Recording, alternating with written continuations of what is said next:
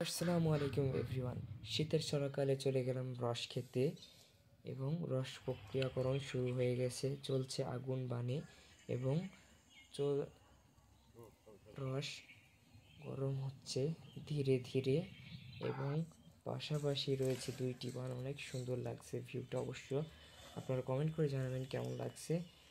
এবং পরবর্তীতে চিনি যেটা গুড়ের ভিতরে দেওয়া হবে এবং তার পাশে রয়েছে ভাঁড় যেটা দিয়ে রস সংগ্রহ করা হয়, সুন্দরভাবে রেখে দেওয়া হয়েছে এবং এটির গাদটাকে ফেলে নেওয়া হচ্ছে কিছুক্ষণ পর।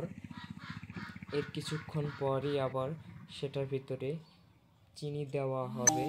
চিনিটা দিচ্ছে এখন এবং চিনি দেওয়ার পরে এটিকে কিছুক্ষণ নাড়ার পরে অল্প কিছুক্ষণের ভিতরে আপনাদের হয়ে যাবে গুড়। এই যে দেখতে পাচ্ছেন গুড়। এখন এটিকে বীজ তোলা হবে এবং এটি যাতে দানা বসে সেজন্য বীজটা তোলা হয়। চুয়াডাঙ্গার সে বিখ্যাত গুড়, অবশ্যই আপনারা এটি ট্রাই করে দেখবেন। চুয়াডাঙ্গার বিখ্যাত গুড়। ভিডিওটি ভালো লাগলে অবশ্যই কমেন্ট করে জানাবেন ভিডিওটি কেমন হলো।